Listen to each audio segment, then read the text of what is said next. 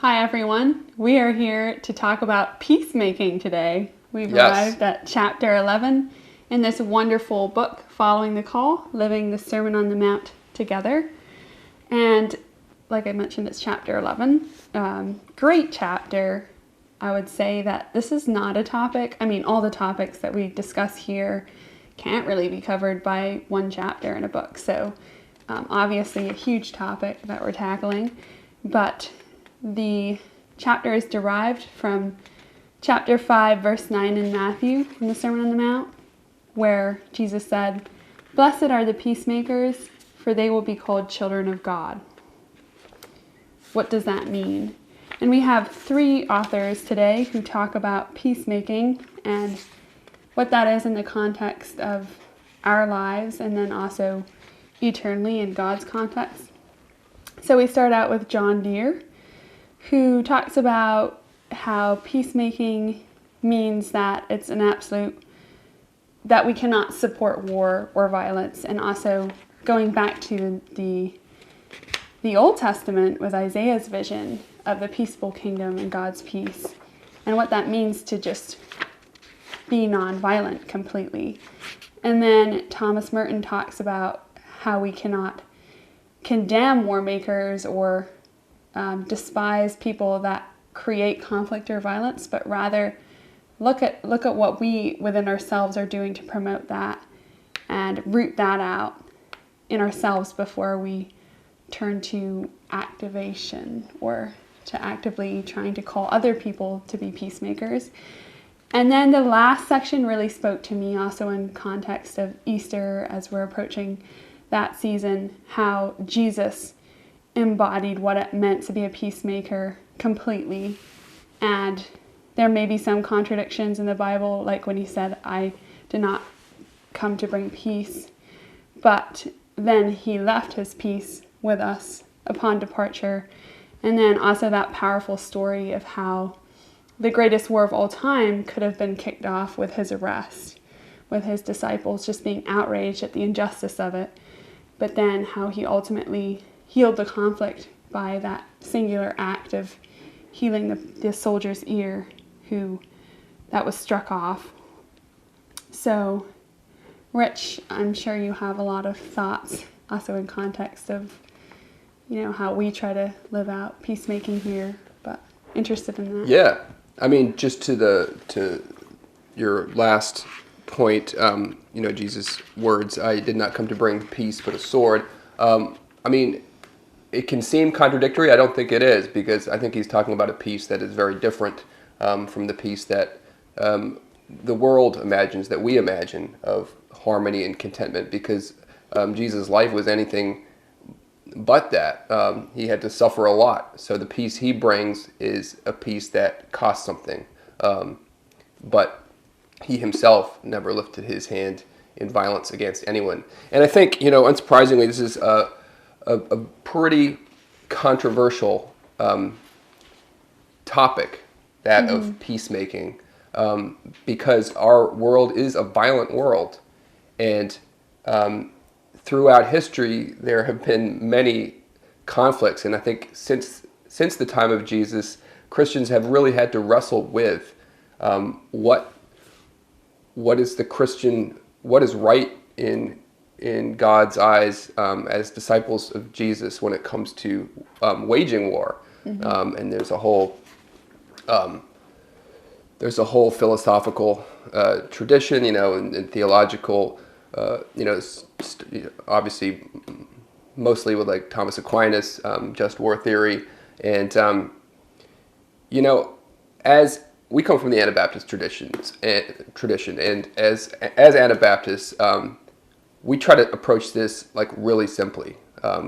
Jesus said, "Blessed are the peacemakers," and so that's what we want to be. We want to be friends of peace, and that means that we don't participate in any form of violence. Definitely not in, violence on any level. Definitely not in the military, but we try to be peacemakers in all areas of life, and I think that's really important. I don't think you could just you know, be dedicated to a certain kind of pacifism or peacemaking.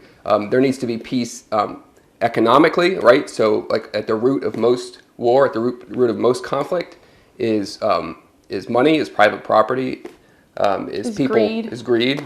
So that's why we renounce private property, to get rid of that motivation for war. And but then also, you know, personal, like peace in our personal relationships, peace between you know, spouses, people who are married together. You know, how can we talk about peace if we're not able to live at peace with our own families? But I think to that point, you can't take peace out of the biblical context, out of Christ's teachings on that, because it ultimately fails. Because in order, you know, to try to promote peace, like John Deere states here, you're joining the global struggle to abolish war and pursue a new world of nonviolence here on earth. But if you do that out of Christ's teachings, out of that context, you're just creating more violence and more struggle, I think. I think it has to really be that selfless, self-sacrificing commitment to true peace, which is not just being an activist necessarily. No, not just being a peace activist. It really has to be in all areas of life and an imitation of Christ. And so I think importantly, John Deere points to the connections made by the prophet Isaiah in chapter 2 of the book of Isaiah, very familiar to many people, talking about all the people of the world going up to the mountain of the Lord, being taught by him. And as a result of that, as a result of meeting God and understanding who he is and what his kingdom means, they then return and beat their swords into plowshares, you know, the famous line. But it's after they've been taught about what the kingdom of God is. And I think that's like the really exciting thing. Once we know what the kingdom of God is, so like the kingdom of God is the basis for all this stuff, right? When God rules in our lives, these things become a reality. And so it's not something we have to wait for. It's something that can happen right now. And that's why we live together and try to live this beatitude out in our lives. And I know there's a lot of people who will have challenges for this, right? You know, the famous question that people love to ask, people who say they're nonviolent, is what would you do if your wife was being attacked or your kids were being shot? You know, would you stand by placidly? And I don't think it's worth engaging with hypotheticals in this way. Rather, we should seek to just do what Jesus says, right? There's a lot of hard teachings in the Bible. So I'm not going to engage with those possibilities.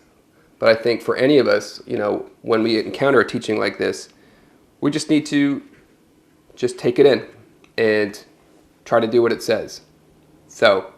Yeah, and also, I mean, to that as well, there's something mysterious about the peace that God gives because, you know, my peace I give to you, not as the world gives. Like, what does that actually mean? And that's why I think it is hard to engage with hypotheticals, because it is a gift from God a lot of the time that surpasses our understanding or our knowledge or our ability to attain it ourselves. So I think that is part of it, part of the broader understanding of what it means to be a peacemaker. Yeah, so this is a challenging one because violence is such a big part of the world we live in. Yeah. And that's why it really affords, I mean, us an opportunity to really think and pray and read more in the Bible about what God's will is in this area. So, great. Thanks for watching, and thanks for commenting, everybody. And we'll talk to you next week.